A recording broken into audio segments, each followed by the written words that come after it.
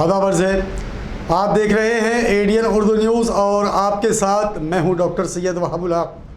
खबरों के सिलसिले को शुरू करने से पहले आइए डालते हैं एक नज़र दिन भर की अहम खबरों पर। शहर में दाखिल होने वाले 1800 से जायद मुसाफिरीन में से सिर्फ एक मुसाफिर पाया गया कोरोना से मुतासिर। तालीमी हलकों से भी अब उठने लगी है पाबंदियों के खिलाफ आवाजें। यूनिवर्सिटी के तलबा ने रीडिंग हॉल शुरू करने का किया मुतालबा।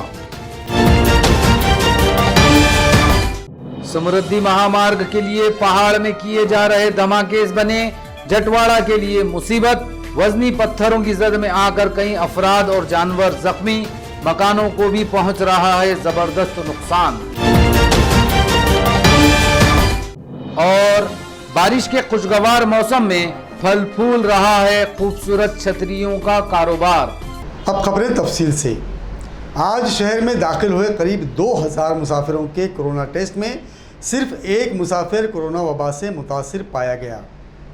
शहर के 6 दाखिली रास्तों पर कारपोरेशन के जानिब से मुसाफिरों के टेस्ट का काम जारी है। कोरोना वबा पर काबू पाने के लिए वबा के दूसरे मरहले में 20 मार्च से म्युनिसिपल कॉरपोरेशन की जानिब से शहर के 6 एंट्री पॉइंट्स पर कोरोना टेस्टिंग की जा रही थी। आज चिकलथाना से दाखिल होने वाला सिर्फ एक मुसाफिर पॉजिटिव पाया गया। चिकलथाना एंट्री पॉइंट पर आज 378 मुसाफिरों की जांच की गई थी, जबकि हरसुल में 131, कांचनवाड़ी में 277, झाल्टा फाटे पर 265, नगर नाके पर 457 और दौलताबाद टी पॉइंट पर 388 मुसाफिरीन की जांच की गई, लेकिन ये तमाम मुसाफिरीन कोरोना वबा से महफूज पाए गए। पाबंदियों का खौफनाक शिकंजा हटते ही शहर में ज़िंदगी पटरी पर लौट आई। तमाम कारोबारी सरगर्मियां बहाल हुई, लेकिन तालीमी और मजहबी सरगर्मियों पर अब भी पाबंदी है। अब तालीमी हलकों से भी मुज़िर पाबंदियां हटाने की आवाज़ें उठने लगी हैं। आज यूनिवर्सिटी के तलबा ने रीडिंग हॉल शुरू करने के मुतालिबे पर मुजाहिरा किया। कोरोना वबा के मुज़िर असरात के सबब दीगर शोबों की तरह तालीमी शोबा भी बुरी तरह मुतासिर हुआ। मार्च 2020 से केजी से पोस्ट ग्रेजुएट तक स्कूल और कॉलेज बंद रहे। तालीमी साल 2019-2020 का आखिरी सबसे अहम हिस्सा भी कोरोना की नज़र हो गया, जिसमें इम्तिहान होते हैं। ऐन इम्तिहानात के मौके पर यह वबा फैलनी शुरू हुई। कई इम्तिहानात मुलतवी कर दिए गए। तालीमी साल 2020-21 के आते आते वबा खैर बनकर नादिल हुई, जिसकी वजह से पूरे साल स्कूल और कॉलेज बंद कर दिए गए। तलबा को पूरा साल ऑनलाइन तालीम दी गई, लेकिन दूसरी लहर के खौफनाक होते ही सालाना इम्तिहान भी मुलतवी कर दिए गए और पहली से 11वीं जमात तक के तलबा को बिना इम्तिहान के पास करने का ऐलान कर दिया। इसके अलावा कॉलेज और यूनिवर्सिटी के तमाम निसाबों के इम्तिहान मुतासिर हुए। तालीमी सिलसिला भी रुका रहा। अब अगले तालीमी साल की शुरुआत करीब है। गुज़िश्ता 1.5 साल से तलबा को ज़बरदस्त तालीमी नुकसान उठाना पड़ रहा है। अब अनलॉक में जबकि इंतज़ामिया ने पाबंदियाँ हटाकर तमाम कारोबार खोलने की इजाज़त दे दी, लेकिन तालीमी और मजहबी सरगर्मियों पर अभी भी पाबंदी आयद है। मुसलसिल सख्त पाबंदियों और तालीम मुतासिर होने से तलबा भी फ़िक्रमंद हैं। आज यूनिवर्सिटी में सामयिक विद्यार्थी आंदोलन ने मुजाहरा करके मुतालबा किया कि यूनिवर्सिटी का रीडिंग हॉल तलबा के लिए खोला जाए। इन तलबा का कहना है कि कोरोना वबा की वजह से पहले ही तलबा को ज़बरदस्त तालीमी नुकसान उठाना पड़ा। अब अगर पाबंदियां नहीं हटाई गई तो इनका मुस्तकबिल ख़तरे में पड़ जाएगा। यूनिवर्सिटी ने रीडिंग हॉल नहीं खोला तो इसके खिलाफ आंदोलन शुरू किया जाएगा। इस मौके पर प्रकाश इंगड़े, संदीप कंधारे, संकेत कांबड़े, माधव कांबड़े, ऋषिकेश कांबड़े, जाधव कांबड़े, जयश्री शिर्के, अनिल इंगड़े और संदीप साबड़े वगैरह मौजूद थे। गेली 2-3 दिवसापूर्वी आम्ही प्रो-व्ही-सी डॉक्टर शिरसाट सरांना आम्ही निवेदन दिलेलं आहे। त्यांना सांगितलेलं होतं की तात्काळ शासनाने जे शिथिलता केलेली आहे त्याप्रमाणे रीडिंग हॉल सुरू करण्यात यावं, याच्यासाठी आम्ही त्यांना 2-3 दिवसापूर्वी पूर्वसूचना दिलेली होती। अजूनसुद्धा तुम्ही बघितलं तर अजूनसुद्धा रीडिंग हॉल सुरू केलेले नाही। जर का रीडिंग हॉल आजच्या आज सुरू केला नाही तर उद्या सम्यक विद्यार्थी आंदोलन भव्य दिव्य स्वरूपाचे आंदोलन करेल। जटवाड़े से करीब जारी समृद्धि महामार्ग के काम ने जटवाड़े के साकिनीन का जीना हराम कर दिया है। पहाड़ को काटने के लिए की जा रहे ज़बरदस्त धमाकों की वजह से पूरे इलाके में भारी पत्थर बरस रहे हैं, जिसकी जद में आकर मुतअद्दिद बच्चे, नौजवान और कई जानवर जख्मी हो चुके हैं। पत्थरों की बरसात ने इलाके के कई मकानात को भी तबाह कर दिया है। जटवाड़ा के करीब समृद्धि महामार्ग का काम तेजी से जारी है। पहाड़ से रास्ता निकालने के लिए यहाँ बारूदी नलकियों के जरिए जबरदस्त धमाके किए जाते हैं। इन ताकतवर और लर्ज़खेज़ धमाकों की वजह से पहाड़ के वजनी पत्थर टुकड़े टुकड़े होकर फिजा में बुलंद होते हैं और जोगवाड़ा जटवाड़ा इलाके के मकानों पर ये पत्थर बारिश की तरह बरसते हैं। इन वजनी पत्थरों की वजह से कुछ दिनों पहले एक मजदूर की मौत हो गई थी। इस मजदूर के विरसा को कॉन्ट्रैक्टर ने माली मदद भी की, लेकिन इन धमाकों की वजह से इलाके के कई अफराद और जानवर भी जख्मी हो चुके हैं। इस तरह इनके मकानात को भी काफ़ी नुकसान हुआ है, लेकिन इन्हें अब तक कोई माली इमदाद नहीं दी गई। इस मामले में एडीएन न्यूज़ से बात करते हुए गांव के सरपंच और साकिनीन ने इन पर नाजिल हो रही मुसीबत की तफसीलात बताई। इथं समृद्धी महामार्गाचं काम एकदम म्हणजे 100 मीटरवरती चालू आहे।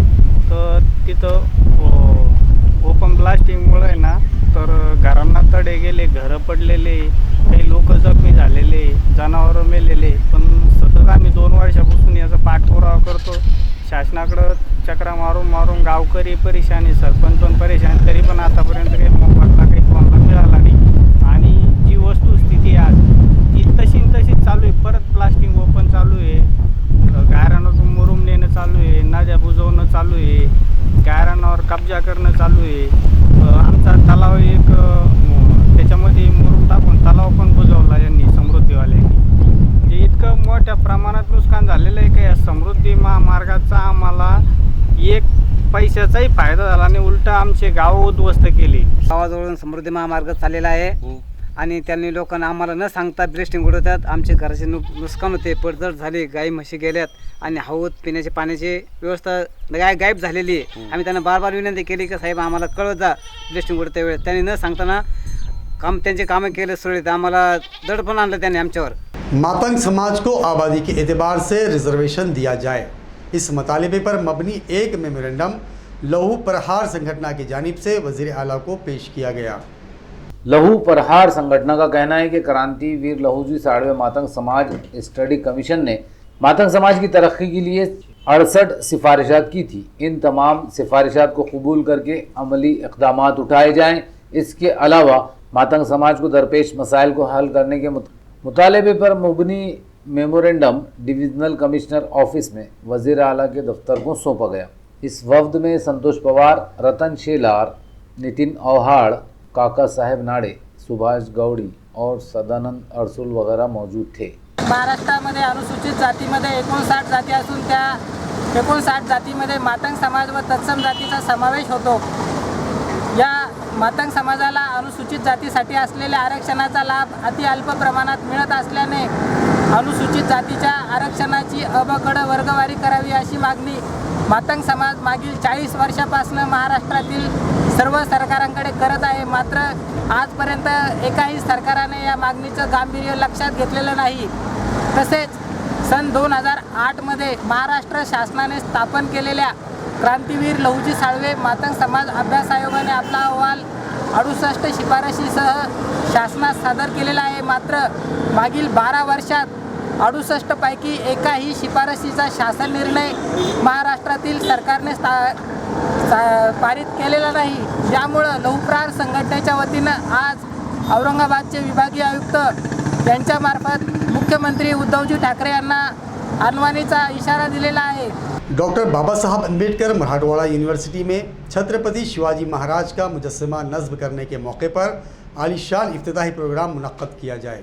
ये मुतालिबा राष्ट्रवादी कांग्रेस के लीडर अमोल दानगे ने यूनिवर्सिटी इंतज़ामिया से किया है।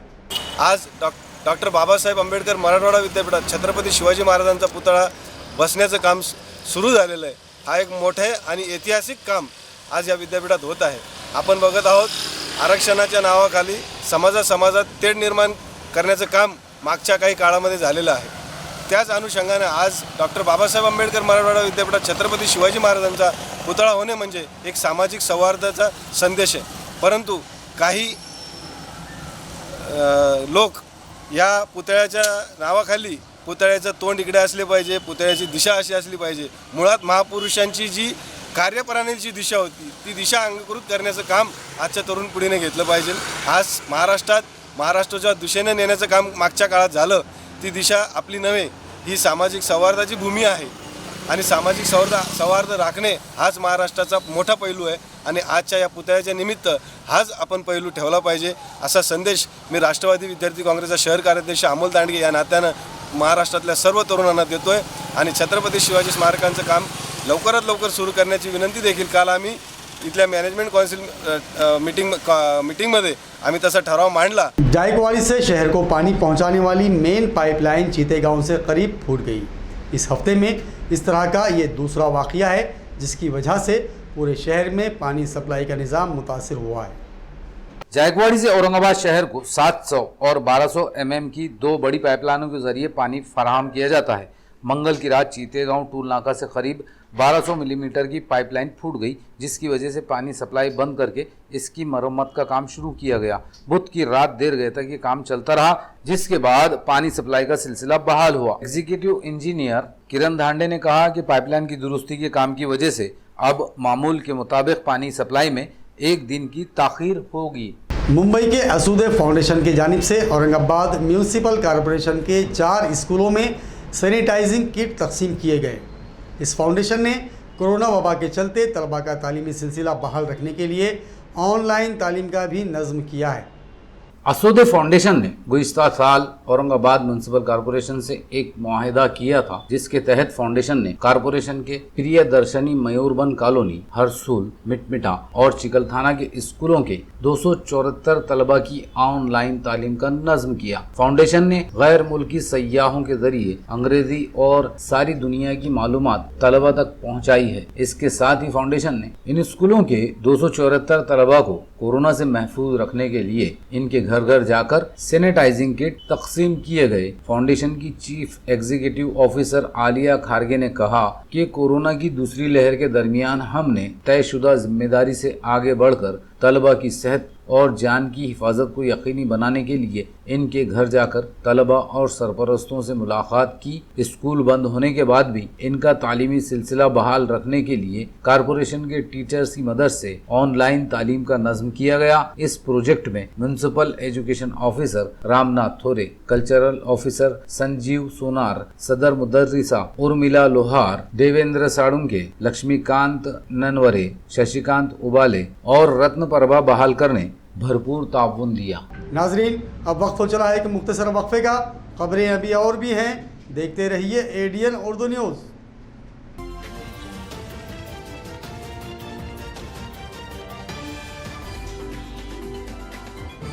गैस सारिफिन की सहूलत के लिए भारत गैस का एक और बेहतरीन कदम. अब सिलेंडर बुकिंग के लिए फ़ोन कॉल करने की भी ज़रूरत नहीं. बुकिंग के लिए अब कीजिए व्हाट्सएप पर सिर्फ एक मैसेज. अपने रजिस्टर्ड मोबाइल नंबर से हाय लिखकर सेंड कीजिए और बुकिंग ऑप्शन 1 पर क्लिक करें. इसके साथ ही अब व्हाट्सएप पर ही ऑनलाइन पेमेंट की सहूलत. व्हाट्सएप लिंक या बारकोड स्कैन करके अब आप पेमेंट भी कर सकते हैं. बुकिंग के लिए व्हाट्सएप नंबर 1800224344 पर डिस्ट्रीब्यूटर अंबर गैस एजेंसी, जूना बाजार, औरंगाबाद.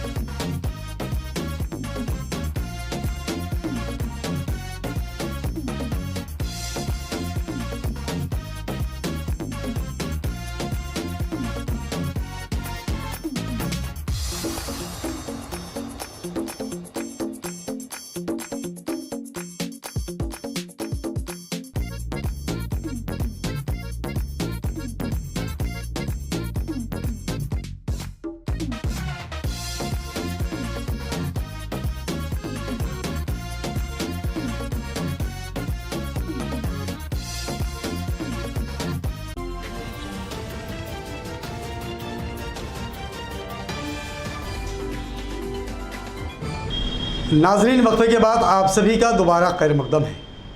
वज़ीर आज़म नरेंद्र मोदी और वज़ीर आला उद्धव ठाकरे की मुलाकात में मराठा समाज का कोई भला नहीं हुआ।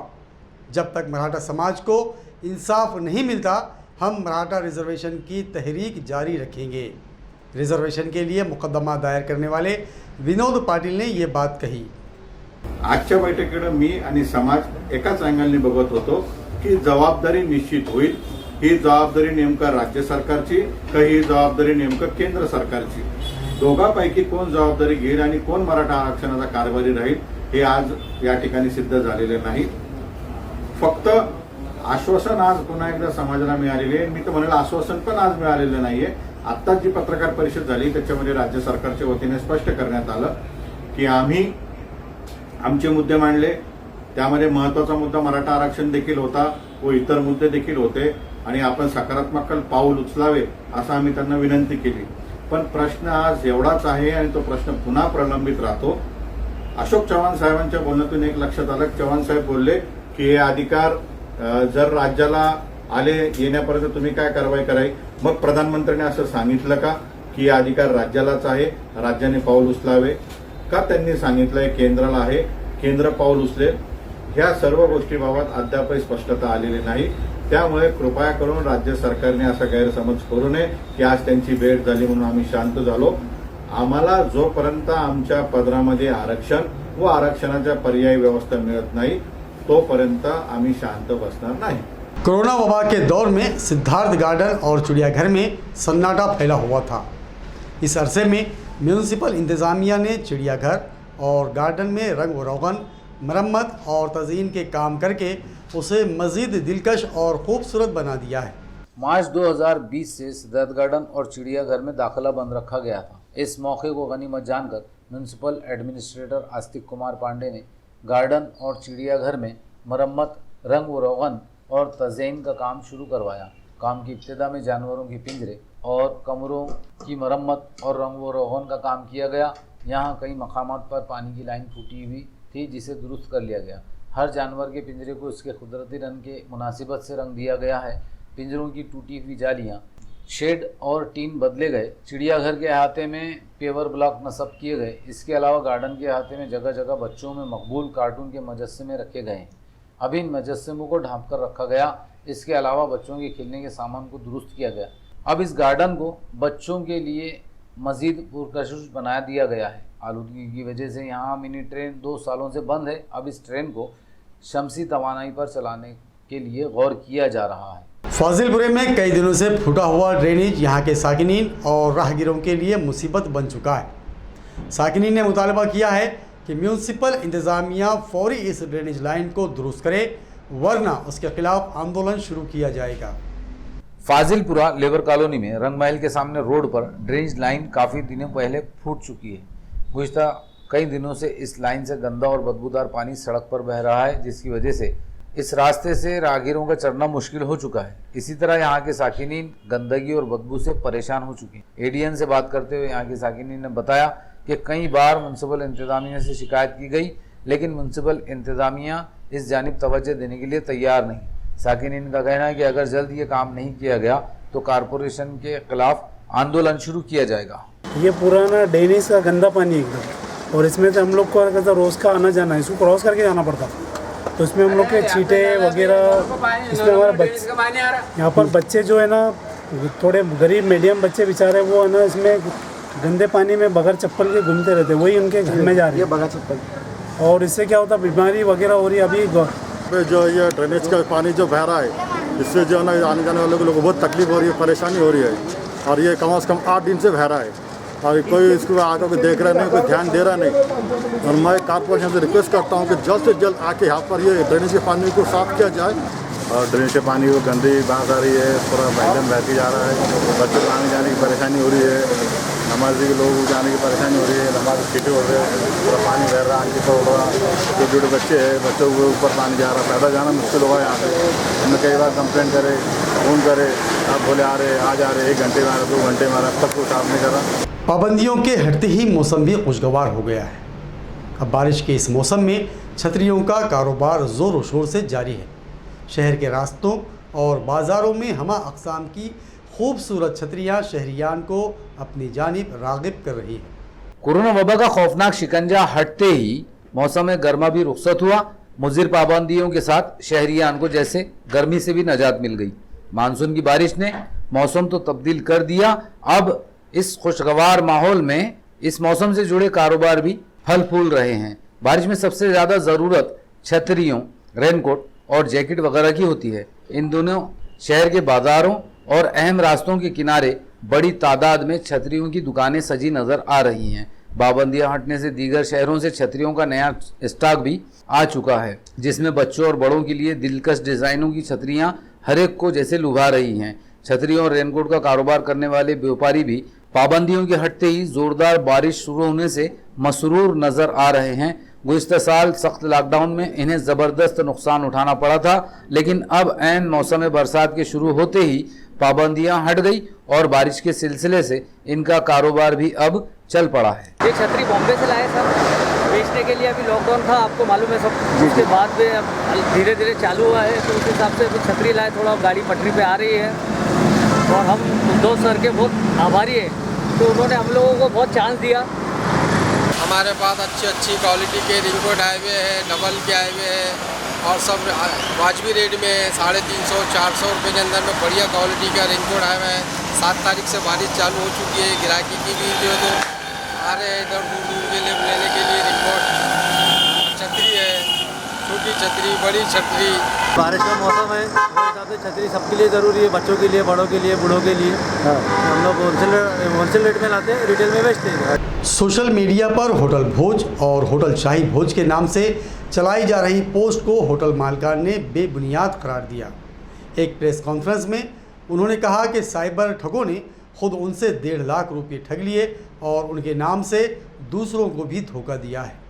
होटल भोज और होटल शाही भोज के मालिकान अंकित अग्रवाल और ऋषिकेश अग्रवाल को अपने जाल में फंसाकर साइबर ठगों ने 1,50,000 रुपये ठग लिए।